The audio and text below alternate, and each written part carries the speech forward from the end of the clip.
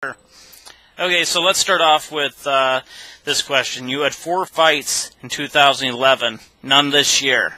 How's your recovery going? Yeah, it's going pretty good. It's taking longer than I thought. But the silver lining is I've been doing a lot more mitt work and found a new hobby in bicycling, and Cool.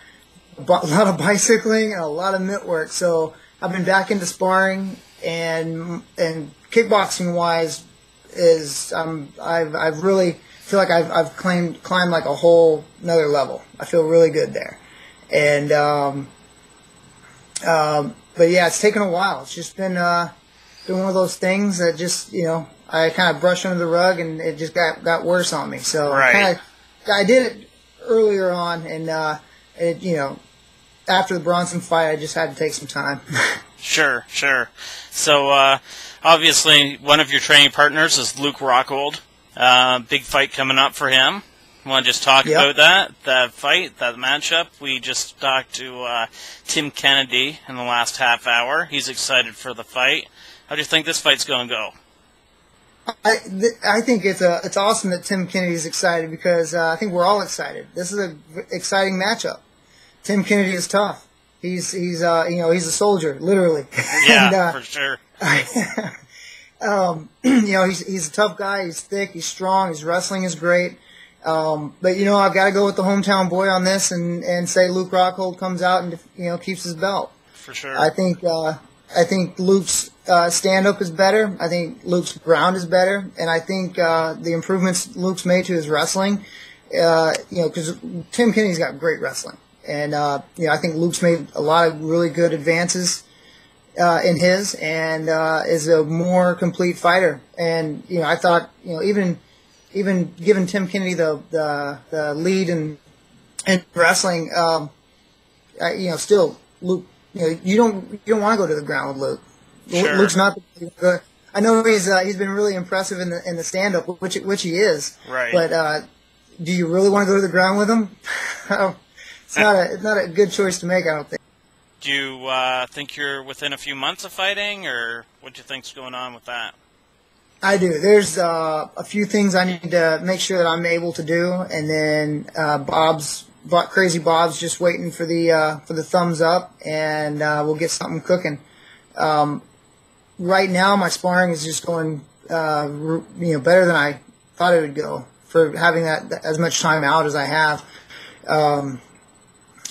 Even surprising some of my teammates. So that feels really good, and Good. I'm excited. I think this next fight is going to be very every fight I've gotten more and more relaxed, especially as I'm honing my skills, and I think you're going to see a really relaxed, comfortable fighter come out in the next fight, and I'm looking to put on an impressive show. I want it to be impressive from the feet, from the ground, and everywhere in between. Okay, so you mentioned your love of cycling. Would you ever try a triathlon? Absolutely. Yeah. Yeah, MMA is my thing. Sure. And, so as far as training for a triathlon, MMA's training's pretty tough. So Right. I think it'd be fun just to jump into one here and there. And, if I get some success, maybe I'll put a little more effort into it, but it's just for fun right now. And, MMA is the career, and, but I'm really enjoying it. I'm, getting to where I'm biking, there's a handful of gyms that I go to, and I'm biking to at least one a day. And I've got a goal for the next 6 months is by the end of 6 months to totally leave my car at the house. Right. And just bike everywhere. Go to the grocery store. That's hit the cool. gyms, and yeah. Well, So- it's worked out well for the Diaz boys being involved in Yeah. triathlon, Yeah, so, Yeah, they've kind of put it on the map, I guess. Yeah. For me, it was just one of those things that was a way that I could keep my cardio up and have a little bit of fun on the weekends. Hit the mountain trails, and San Jose, Santa Cruz, right around the corner, and a lot of beautiful trails around here, and reduce my carbon footprint on the globe. For sure, man, for sure. So tonight we've been asking a lot of the guys about judging. And a lot of guys seem a little bitter, a little pissed off about some of the judging. What would you think about live judging, getting your live scores after each round? I don't see why that would be a bad thing. They come out anyways. Right. So why not do it as the fight's going? It'll give the fan a little bit more expectation. I don't see any reason why you wouldn't want to do that.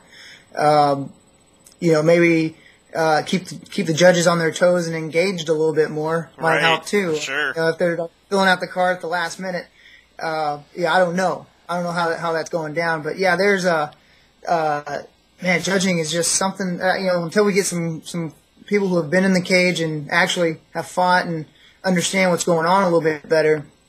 It's natural to have those schools of thought. The jiu-jitsu, the guys are going to score more favorably to the jiu-jitsu guys, and boxing judges are going to score more to the boxing. And there's been a lot of fights. For a lot of fans, and that's what makes the sport really interesting too, because there's so many different ways to win, and there's so many different perspectives on how that fight actually happened. Yeah. Speaking of Diaz's, Diaz and Condon just comes to mind, right away. Right. Pacquiao and Bradley. Yeah, everyone's talking about that boxing match, eh? I didn't see it going the way they called it. Right. Of course, my last opponent, Derek Brunson, I guess, had a close fight this past weekend. I didn't see it, but I heard it was close, and it always sucks to have a close fight and feel that you had won it and it doesn't go your way. I've been the recipient of that. And it's just it's a really awkward feeling to have. Now, earlier today, since we're talking Derek Brunson, I was watching a interview with Luke Rockhold, and it seems those two guys might not be getting along too well. Yeah, and I don't really know exactly the extent of that, except I know Brunson really plays up the Twitter hype, and the feed and stuff. He's doing what he feels he needs to do to hype a fight, and he was at the time was undefeated, and okay, you're calling him out and you're going straight to him, so that's okay. But I don't think he's ready for what Rockhold has really. Yeah, Brunson's been on Twitter all day trying to bait the Spider Kendall Grove into a rematch in Strikeforce. I didn't know he was a booker. I saw that, yeah. I didn't know this guy was now booking for Strikeforce and could bring anyone he wanted into the promotion. Yeah, it's called wagging the dog, man. The dog don't wag, you gotta wag it. Yeah, for sure. Yeah, it's for me, I love the sport, and I want to fight the toughest competition out there, and I'm ready and willing to fight anybody that Strikeforce puts in front of me, and I'm humbly happy to do that. So, maybe I should take a page out of those books of Ronda Rousey and everybody else, and get your Twitter going. Yeah, it's all about the Twitter, right? You got to tweet it up. But I'm trying to hold the higher ground and be ready for whenever. I've got a little bit of time yet before I am ready. So before that happens, that's just going to be nose to the grindstone as usual here. Yeah, for sure. Now, my final question is, a lot of injuries in the sport. A lot of guys have been getting hurt lately. You can understand that. But in UFC, it just seems like a lot more injuries than usual. Do you think this has something to do with the insurance policy, possibly? Wow. I didn't think about that. Okay. Yeah. That's interesting. Well, it just seems to me years ago, let's go back like 2007, 2008, Tito Ortiz and all these guys were fighting and carrying the promotion, and maybe guys were fighting hurt. And now it's like, well, we got this insurance, so we're not going to risk it. Well, you're always hurt a little bit. You Right. know, there's always something. For the most part, MMA is one of those sports where it's not football. It's not a collision sport, so it's not going to be, not always, a total blow of the knee. a reconstruction of the knee or anything like that. It's just, you tweaked your ankle, you rolled your wrist a little bit, and hit the bag a little funky. Just always a little bit of a tweak here and there. You slept on the pillow wrong. Right. You got a kink in your neck, and now you got to go into wrestling practice. So, it's just going to compound on top of that. But sure, you're always a little bit hurt. Yeah, that's interesting. I don't know. I don't know, because you want to make money. If you're not, that's fighting, right. You're not making money. That's right. So I can imagine, if something's worth putting on the shelf a little bit longer, not to do that, because you don't make money sitting on the couch. That's right. It's a little bit the box, baby. Okay. Yeah. Anything you want to throw out there before we end this? Throw out your Twitter or anything like that.